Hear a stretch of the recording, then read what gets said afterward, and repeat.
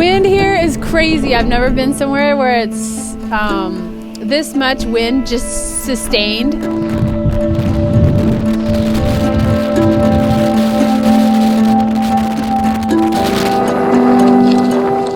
We're on an island off the northwest coast of Hokkaido, so we got here by a ferry boat.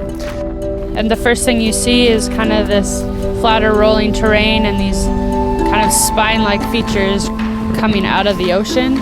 And they just reach into the alpine, and all of a sudden in the alpine you have these convoluted spines that kind of make the summit. Rishiri is a volcano that's an island, basically. It's just a mountain. As our guide Toshi called it, Rishiri Floating Mountain. Floating Mountain. Yes.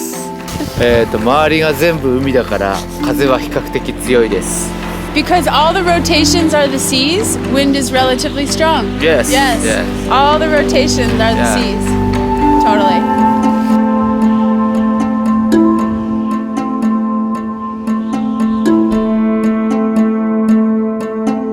Rishiri is known for its fishing industry, and it's known for sea urchins and the seaweed here.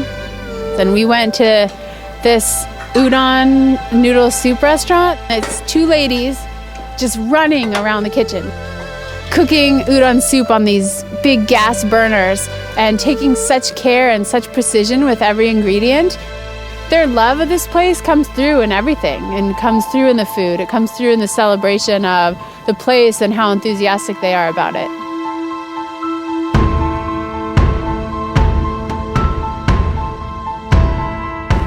We had a nice weather window the first morning, and we got up and got after it pretty quick. And when you're hiking in that type of wind, you just sort of have to go into this place in your head where you're just like in your own head. You can't talk to anybody. You're braced against the wind, and it's just one step in front of the other.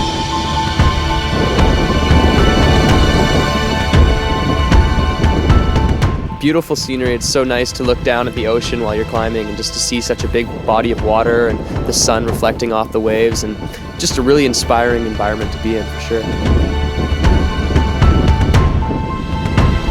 And just try to relax into the wind, and then you kind of find that the wind and the elements become an enjoyable part of it, and when you get in that rhythm, you're in the elements, your body feels good, and you're just moving.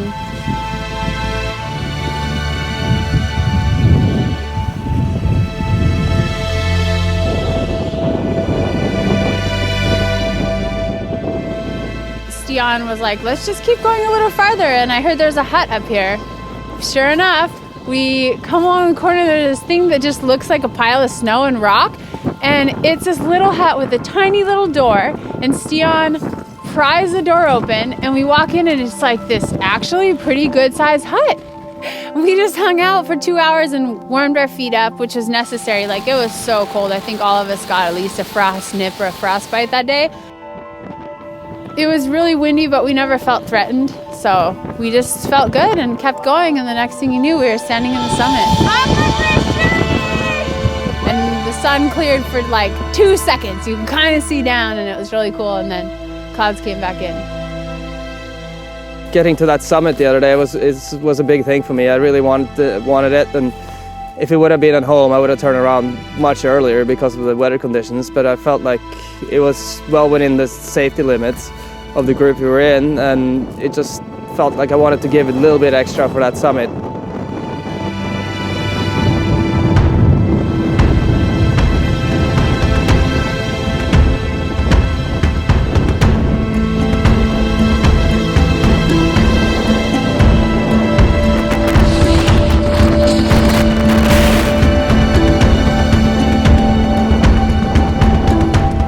Pretty fun descent. It was hard to see and the snow wasn't great, but it's about the adventure. It's about using those skis to see the world and get to a place you've never been before, and then using the skis to slide all the way back down to the ocean.